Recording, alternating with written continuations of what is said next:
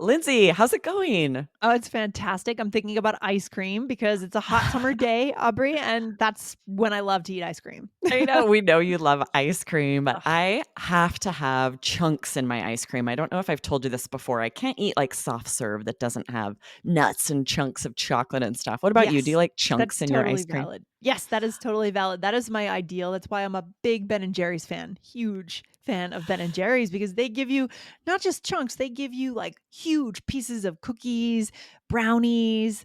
I mean, you get some really good stuff in there. So yes, I Yes. do like chunks in my ice cream. I Yes. agree. If ever I get one of those little Ben and Jerry's cartons, I like put my name on it. I'm like, this is mine. I'm eating out of it with a spoon. Nobody touch it. Nobody touch it. Nobody what's your favorite Ben& and Jerry's flavor? New York super fudge chunk or Mm, cherry Garcia. There's yeah. I could name like 4 others. There's so Okay. many good Love ones. What it. about Okay. you? We have the same taste in ice cream. I can't remember the name of it. It's something Mm. brownie, chocolate brownie something. That's always the one I go Oh, that's a for, and good if one there's peanut too. butter, oh, Oh, it's like I'm in chocolate and heaven. more chocolate. Yes. Yeah, so Chocolate on good. top of chocolate on top of chocolate. So good.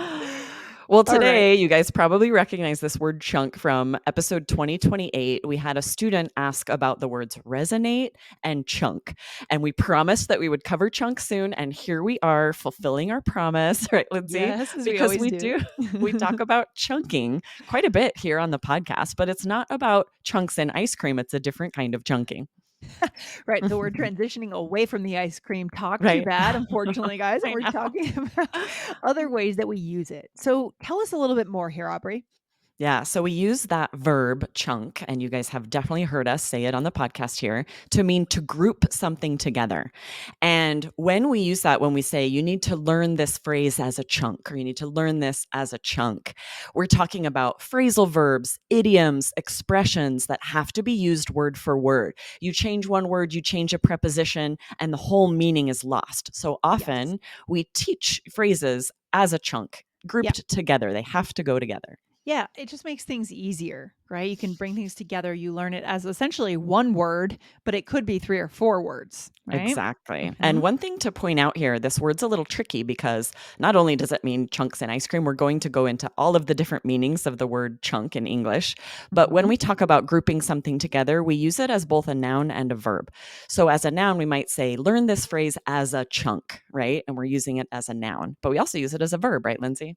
Yes, 100%. Yeah, for sure. Use it as a chunk these words together, for example, is how we do that, Exactly, right? right? So you can see how it's a verb there. That's what you do. Chunk meaning group. Group these words Yes. together and learn them as a chunk. So we use it Yes. both as a noun and a verb. So that might be a little confusing.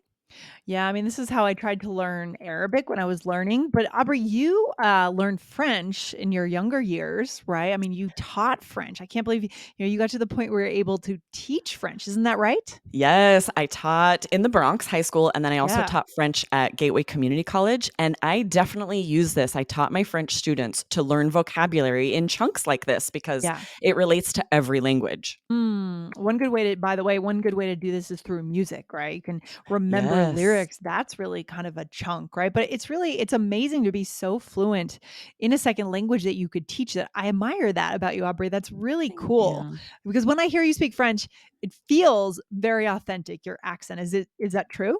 Oh, yeah, I think so. I had a very good French accent, and then I moved to Montreal, and now I have a little bit of Quebecois, but for most French speakers, I think it's just endearing. But I Mhm. improved my accent by speaking to native French speakers, of course, when I lived in Belgium and then Montreal. It takes some work to improve your accent.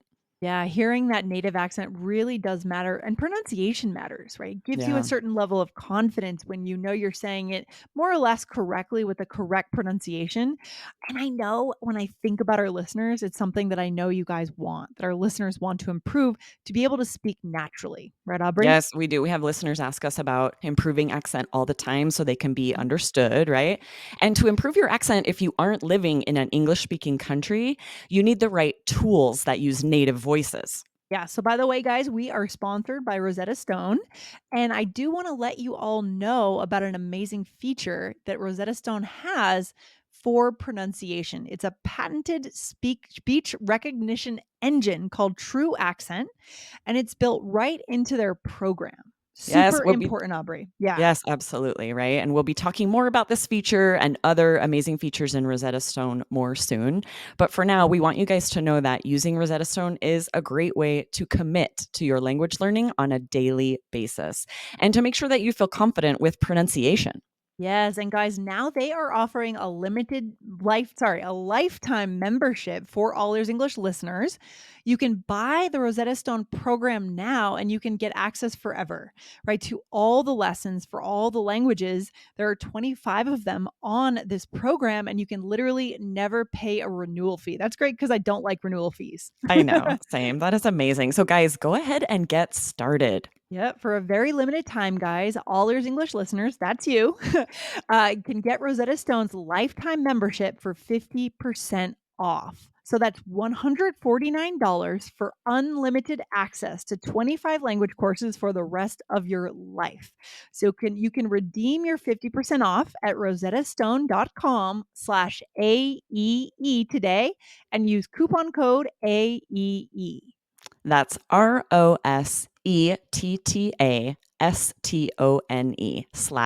ROSETTASTONE/AEE. All right, good stuff. So, guys, going over there and check that out. So, Aubrey, moving into kind of the second way that we use chunk, right? Yes. Chunks. What This what is is it? one Now of we're those talking about food words. again. I Yeah. know. This is one of those words that has so many meanings in English. Uh huh. And so, just like the chunks in ice cream, we use this to talk about anything that's a thick, solid piece of something. So, maybe a chunk of wood, a chunk Okay. of cheese, a chunk of bread. So, Hmm. let's give a couple of examples. It's Yeah. similar to the adjective chunky, something that is Chunky. described Oh, as chunky, has like some kind of Chunky chunk in it. Monkey, right? The There the you go. flavor at Ben and Jerry's. There we go. That's Yes. the one I like. Chunky Monkey. That's Nice. it. It came to you. You came to me. So, for example, coming back to ice cream, I just want to talk about ice cream the entire episode. So I know, right? I Me like too. ice cream that has chunks in it, right? Chunky ice cream. What else, Aubrey? What would be Yes. Or another? you might say big chunks of concrete had to be removed after they tore out the sidewalk. This actually Mm. happened recently. They had to remove a big chunk of sidewalk, and there were just these huge chunks of concrete waiting to be hauled off because they needed like a giant truck to get them just a couple streets down from me. And that's what we Whoa. would refer to these. Something that's very big and thick and solid, we'll usually refer to it as a chunk.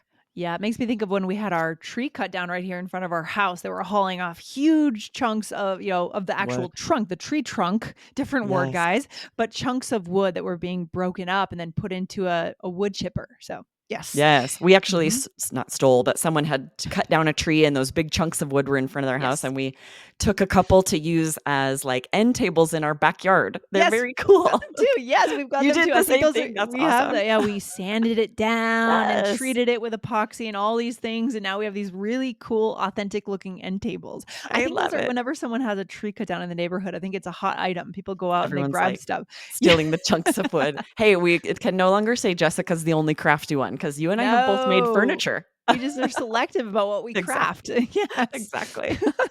And then, of course, cheese. If we're gonna talk about ice cream, we can also talk Oh, about yeah. cheese, right? Yeah, we'll always say a chunk of cheese because often cheese just breaks off of a bigger Yes. part of cheese, and so we'll just call it a chunk. It's Mm. different if you slice it and it's like a perfect slice of cheese, Right. but if it's Right. a crumbled piece that you've broken off, then it's a chunk of cheese. And it's kind of interesting because when it comes to serving cheese, there are certain types of cheese that you might be more likely to serve in chunks, like cheddar, right? You'll see like at a party chunks of cheddar, Mhm. whereas I don't feel like you see chunks of like Gruyere or Right. other kinds of cheese, Yeah, good right? point. It depends a lot on the consistency, right? A Yeah, soft cheese, you can't have a chunk. Like that one you brie, couldn't. Yeah, no, that one. there's no way to chunk it because we're Mm-mm. really talking about something that's solid. Right. And then other kinds of cheese are so hard that you can't chunk it up. You can't make it into little Mm, chunks. You just have to kind of slice it with your knife and put it right. on a cracker or something. So, Exactly. Yeah. complex art of cheese cutting. Yeah. So we have one more use of chunk that we use all the time, which means a large, like a noteworthy part of something or a section of something. Okay, good. So here we go. So here's an example. The first chunk of the workout was the most difficult. Yeah. Hmm. So really, that's another way of saying the first section, the first part of it, we'll say chunk. The first chunk of that was so difficult. Yes. Sorry, that is my dog barking in the Hi, Keeper. background. Anyways, He's so Kiefer wanted cute. to say hi to all our listeners. Our listeners know Kiefer. So hello, Kiefer. Yeah. If you Aubrey, guys go ahead come and check share it the out next on one. You gotta come see the YouTube, guys, because he's like his cute little tails behind Lindsay. Okay, the next example, we can say, I fell asleep for a large chunk of the movie. And it almost would feel too formal to me to say, I fell asleep for a large section of the movie, because it's this kind of informal conversation. Chunk is less formal and always feels more natural to me. Okay, I am back. All right, here we go. Good. Yes, good explanation, Aubrey. I love that. Do we have a role play for our listeners? Yes. Let's do this. So, in this role play, Lindsay and I are discussing our hobbies. I All don't think right. wood carving comes up in this. No, it doesn't. That's an emerging hobby, right? Right? Exactly. Here we go. So I wish I had more time to read. I really do. Same. I need to chunk my time so I can organize it better. Good idea. Sometimes I have to skip chunks of books since I don't have time to finish them. Same. I'd love to sit down with a good book, a glass of wine, and chunks of bread and cheese, but I can't remember the last time I was able to.